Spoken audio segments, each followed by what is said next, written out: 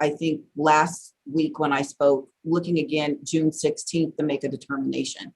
Most of the public health orders and the public health entities are reviewing this on a monthly basis as we go forward. Okay, thanks. You're welcome. Director Catlin. Going back to Barbara's issue, I found that with me, if I accept an invite, then it goes into my sent box. It does not remain in my inbox. And so it's easy to lose track of a Zoom posting. And so what I have to do, and I don't always remember, is to consciously go into my sent box and re-forward it to my email so that I have a current link. I don't know if that's similar for you all. It may just be a Mac issue, but I found that to be the case. And so, Barbara, I know you guys don't like sending those reminders an hour beforehand, but they've been a godsend for me. I want to thank you. It's really nice to have those reminders sent. So thanks for doing that.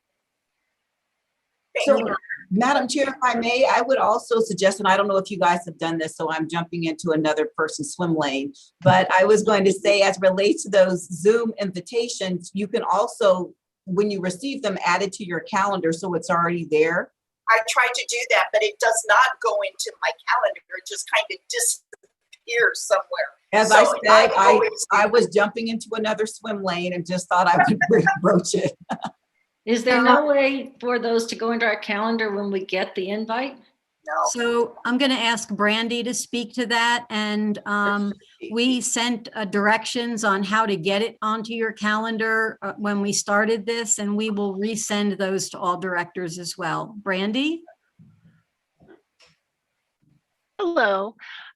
So when you do get the email, it's best to click on the add to calendar that downloads the invite into your downloads folder.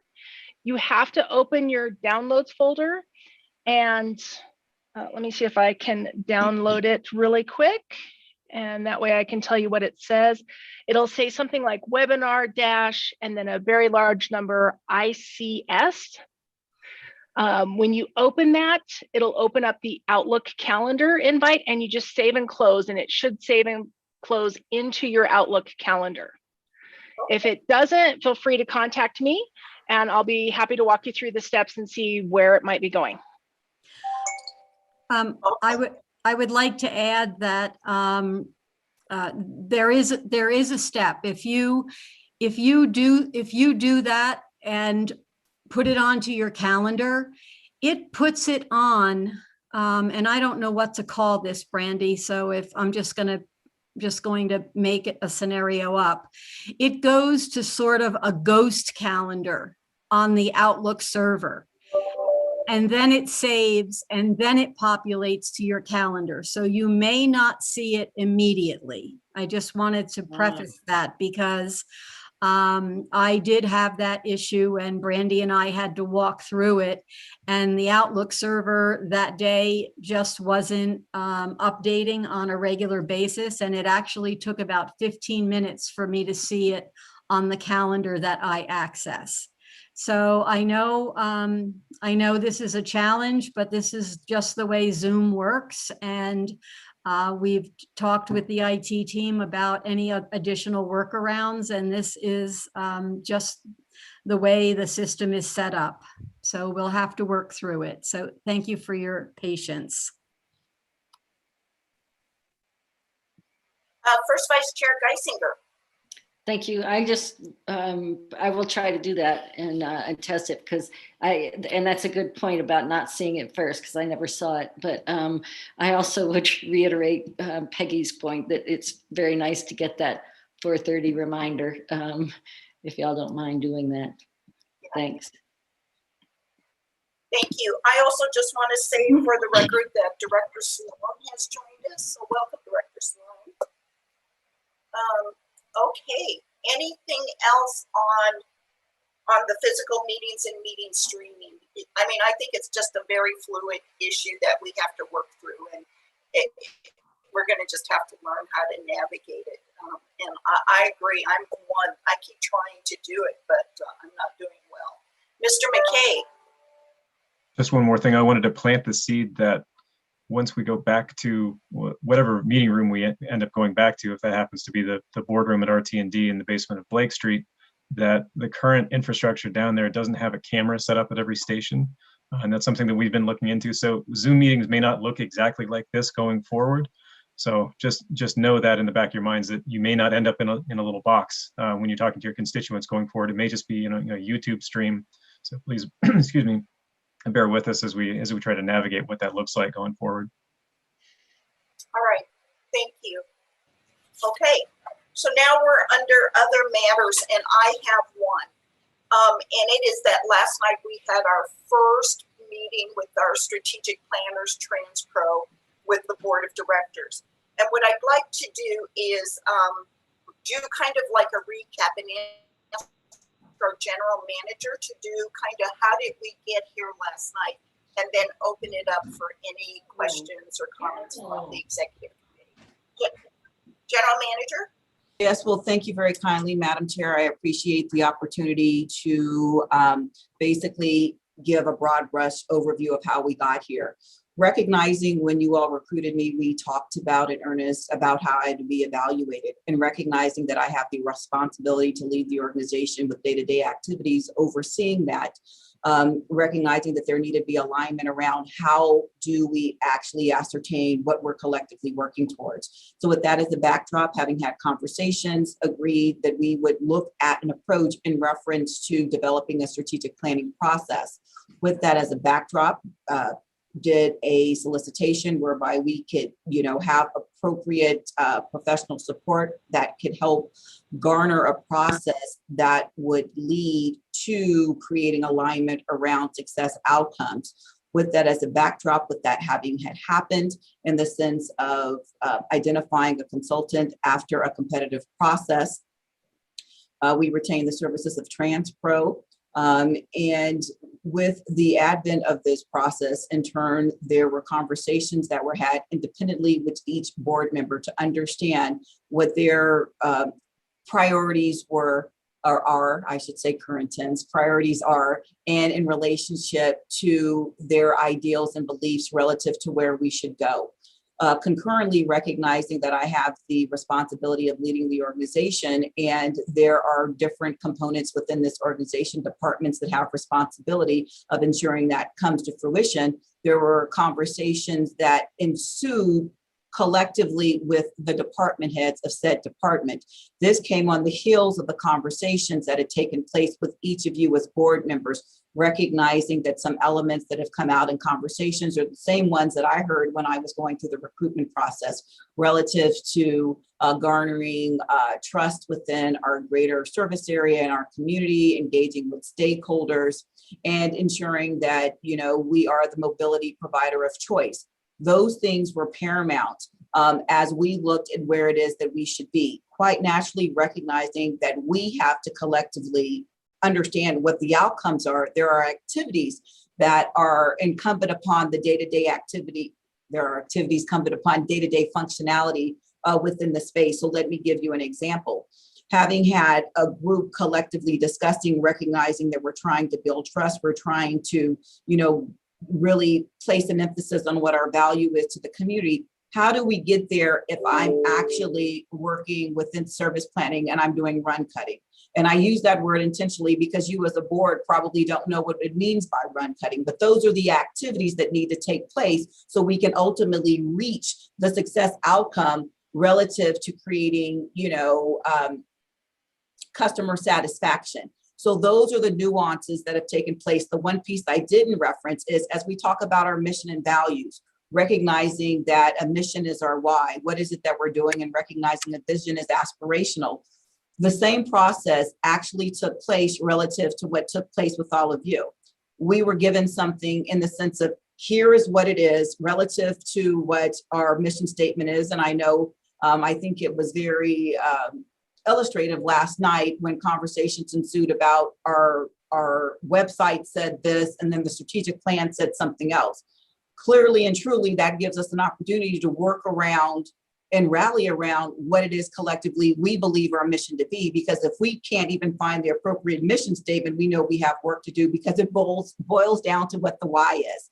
So we in turn reacted to the same thing that you all reacted to.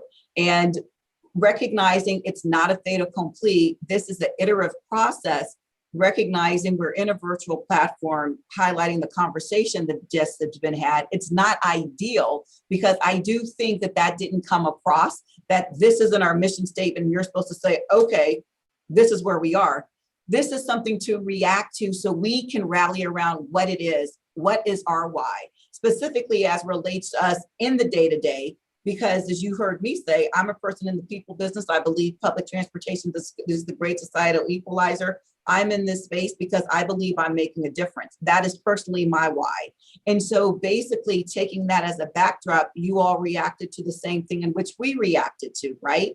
And so these things have been sort of book or dovetailing each other, and recognizing last night, there were elements as related to the road to recovery discussion.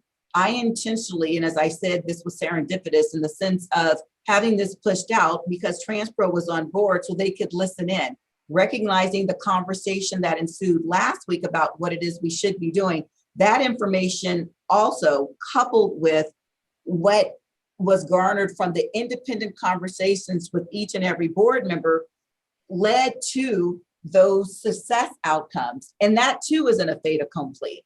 And so recognizing where we are, what's happening right now with the departments that have the responsibility of the activities, i.e. case in point, within the auspices of operations, you do have service planning, you do have commuter rail, you do have light rail, we have fixed route, and we have paratransit.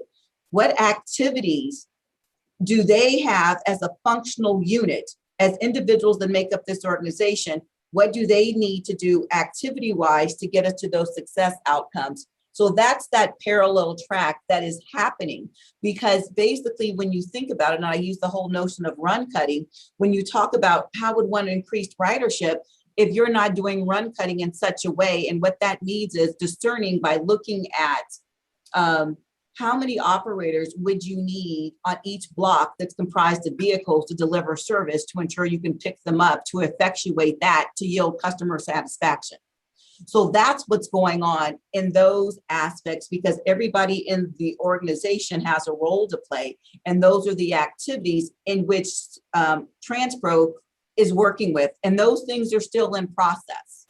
Not every group that has that responsibility of functionary aspects has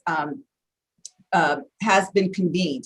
And so with that, additionally, recognizing that this is an evergreen process, that there will be additional interaction with the board. And I think that was outlined on one of the last slides last night.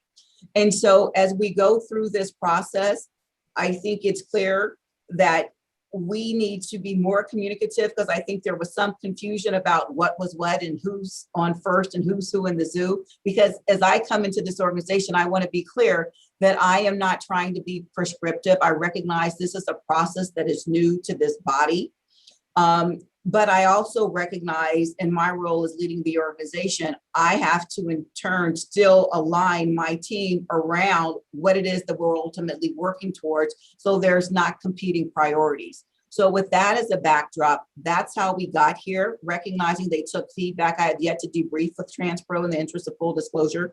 But what I envision going forward is that there'll be additional touch points as we work through with the board, recognizing that I don't know yet what the activities are. And that gets back, and I'll use this as a jump off point relative to coming up with metrics and KPIs. What do those actually mean? And I know some people have been involved in meetings with the accountability committee where we see, a litany of different metrics, but are those metrics germane to what we're actually doing? Case in point, when we saw elevator and escalator metrics for an organization, which I personally know came from the Washington Metropolitan Area Transit Authority. Most transit agencies don't track that. The reason WMATA tracks that is because they have 10 of the deepest escalators in the Western Hemisphere, and they have the most vertical transportation of any agency in North America. So that's germane to their operating environment. But how is that germane here to RTD when we don't have subterranean stations? And so I use that to say, as we discern what the activities are to garner the outcome, that's the discussion that's ensuing with the senior leadership team, because they have to garner an understanding. And when I say they, I mean it cascades down about how does that translate into that outcome. And so as we move forward, quite naturally, what comes out of this is what will be used, creating alignment when we both agree, because it's not just one-sided, because I do work for you all and work for the people of the greater district, discerning what it is that we can rally around so we know what our North Star is. And as we go forward, one thing I want to share, and I'll leave this up to you all to think about, when the question was posed to me by Director Cook about the meetings in person and what we could do, I recognize last night may have been challenging for some because it's this virtual format. And so I'm willing to explore perhaps having the retreat, when we discern when that will be, in a forum, i.e. maybe it's at a hotel, maybe it's in a ballroom, so we can be socially distanced 6 feet, where there's audio visual capability and the public can, go. Maybe that would be more conducive, because it would give an opportunity to engage and ask questions in such a way that would be more free flowing in the sense of what we all are accustomed to. And I know there's some challenges as it relates to this forum here today, but it is what it is, and we're being flexible and agile. So I think that would lend to the process. And I just want to say, for the record, I pride myself on being highly communicative, and I recognize change is hard. And as I said, when I came into this organization, I was going to delve deep and look at opportunities. And that's what I'm doing in reference to this process. It's not my process, it's our process. It's not prescriptive. I think it's iterative and it's organic. We can't just take what, Cleveland RTA did. We can't take what the Underground of London did. We need to discern what would work best for our operating environment. And I think this is what this process is all about. So thank you very much, Madam Chair, for giving me the opportunity to provide context around the intent of the strategic planning process and creating alignment. Thank you. Thank you, General Manager. Any comments from executive committee members or board members? First, Vice Chair Geisinger. Great. That was very helpful. I think that putting it all into the context was very helpful. And I just had a great conversation with Ms. Johnson a little while ago about some of this. I think that increasing the communication from the consultants would help a lot. The transparency, showing us what they took from our individual meetings and took to the SLT, so that we can look at it and say, well, I don't know that that's what, I don't see a consensus there, or great. It's glad to know how we were heard. Same thing last night. What did they take from that? And Deborah and I were talking about, I'm used to where a consultant, a facilitator will have a whiteboard and take those ideas and put them up and come back and try to reach some consensus and talk them through. And I get what we're doing now, but I didn't see that happening last night. And part of that is probably just the virtual situation. So I appreciate that you're looking at a situation where we can all sit down together. And getting the materials beforehand. It sounds like the materials weren't finished until the last minute, but getting us what they could, for the strategic planning process would really help. So I think showing a little more transparency and communication about how our input is received by the consultants and where that's taken would help me a lot. So thanks, I appreciate that. All right, thank you. Yes, General Manager. May I just ask a clarifying question? It would be helpful to understand, how would you like that communication to take place? In the sense, trying to ensure it's done in a meaningful way. I just don't want to make assumptions here. So I ask you to provide me with an understanding of how you would like to see that information, because I don't want to make assumptions, because then we would have a lack of clarity once again. Well, from my point of view, and others can speak up to it, but showing us what they took away and took back to the SLT, whether that's a PowerPoint or whether that's a written paper, here's what we heard from our individual meetings with the board members. And here's what we presented to the SLT. And from last night, here's what we heard, so we can look at it and say, well, yeah. So I think however they present it, whether it's a written document or a presentation or, verbally or whatever would be helpful to me. I'm Yes. sorry. So I understood that. I meant in what format, going through the board off, because basically with this process and recognizing there could be additional, one-on-ones with you all, because I think that's important as we go through the process. So I was trying to garner a better understanding of how that should be done. Is it sending something through the board office? Are we talking about, one-on-one meetings? Are we talking about subgroups? So that's what I didn't understand. I think sending something through the board office would probably generally be fine. If it's just getting us, here's what we heard. And then, as you said, there'll be other steps and there'll be a retreat. But that, so that we see what they heard. And again, others can chime in here, but so that we can see what they took away and say, wow, but you didn't hear this other piece. That some of us may have heard or something like that. So, sending something out in that sense, I think would be fine. Okay. And what I think. I'm sorry. I was just going to say, I think that it needs to be streamlined through our board office. That's where we go for information and to receive information.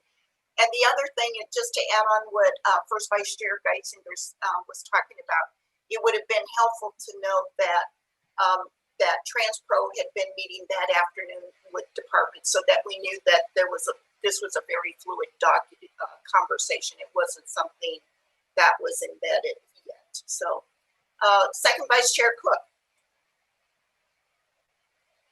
You're muted. Yeah, you're muted. Thank you. Just tacking onto that, I do think kind of creating that linkage, making that linkage obvious, more apparent would be really helpful. So I just wanted to second that. I had a quick question too.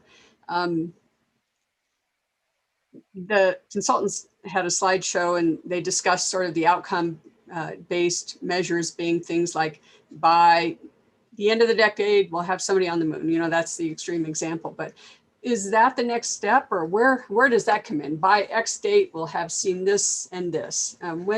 When do we get to that piece, which is really, it sounds like it's iterative because you're working from the department level up and then you want to go back in with the KPIs or something, but how do you see that happening? So I think Director Cook, sorry, Madam Chair, if I may address Director Cook. So yes, you're spot on, because there's still some of the department meetings happening as they go through that process. I will have to double back with the consultant, recognizing there was a timeline last night that showcased, where we are. I have yet, as I said at the outset of my comments, have yet to have an opportunity to debrief, so I can't speak to that question right now. But ultimately, that's where we would circle back and basically have that information shared and engage around that. Now, as I said, this is an iterative process. I don't know if we'll have a workshop before that, before we have the ultimate retreat, the pinnacle of all of this. So I think if anything, as we have conversations, then I can engage with you to take temperatures to see where it is that we need to go. Okay, so you're saying the final product would reflect that kind of strategic outcome, say, Yes. or whatever we call it, a success outcome. Okay, good. And then I really love the idea of having the possibility of an in-person meeting. I really think that for a retreat, for this kind of process, that's going to be so helpful. The recovery, we've got sort of two streams of things happening. We've got the recovery, road to recovery, and then we've got the strategic planning. I'm worried that if we, in the next few months, before the 2-year timeframe for the road to recovery is out, if we issue a strategic plan that doesn't take up the issue of how we emerge from the pandemic, that it won't be seen as responsive or something. And I would be concerned that it wouldn't be responsive necessarily. So how do you see those two dovetailing? How do we work through the sort of near term working with the unusual situation that we're trying to emerge from, and then hoping to restore or put our agency and so forth back on its feet? How do you see that working into the strategic plan? Madam Chair, if I may. Please. Director Cook, can you qualify that for me a little bit? Because when you say you're worried about the road to recovery and the intersectionality with strategic planning, I'm having a slight disconnect. Yeah, well, my impression is that the strategic plan will come together sooner than some of the elements of the road to recovery. And we're immersed in this. We understand that we've got both things going on. And of course, Pauletta can go a long way toward helping to convey understanding. But I'm worried if the strategic plan, which many people see as the overarching guiding document, doesn't take up the issue of recovery, that it, that may be a lapse, or at least perceived as one. And so that I'm just expressing that one question about how those pieces get pulled in. Okay, well, thank you very much for the question. And I will address that in the sense of, we still have our core business. We deliver service, and recognizing the pandemic has impacted the way we have our service delivery model. That still does not negate what our functional core business is. So as we look at that and recognizing what's before us, i.e. the unknown variables that we talked about relative to not having an understanding when people are going to be back, when there's not going to be herd immunity, we still need to plan accordingly. And we're able to pivot in such a way by leveraging the lessons learned. Because as we talked last week, when I posed the question about what is it we're trying to recover from, right? We still have to discern what that is as we go forward, recognizing Director Broom asked the question. And yesterday, with my participation with Ready Denver, and I have been meeting with the president and CEO of Ready Denver, recognizing that they're looking for a commitment from individuals that occupy downtown office space. We're sharing that information so we can be ready to pivot.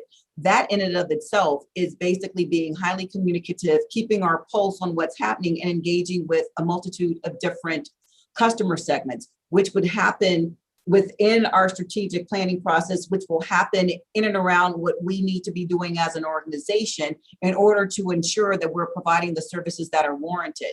And more so as we step back from that, and the question was posed, what is the difference with community and customer? It's ascertaining, will we in fact be able to garner support from individuals that make discretionary trips on our system? They may be making them because there's a yearning for them to get back into the space to access different activity centers. All of that is intertwined as we discern what it is that we need to do by sampling the population, i.e. the community, and figuring out, will you feel able or ready to basically get on a vehicle and utilize it to get to a myriad of different activity centers. So I see them one in the same, in the sense that when you strategically plan, there's short-term, there's midterm, there's long-term. And recognizing that where we are right now, 5 months into what we qualify here as this organization as our fiscal year, we have an opportunity to do just that. Recognizing that you have to create a baseline. And we were talking about instruments in which to do that, because I hear that there's not a high level of confidence in relationship to the way it was done. And so I think we're operating from what we know as opposed to what we're operating from what could be, because that's an in-depth, more detailed type of process.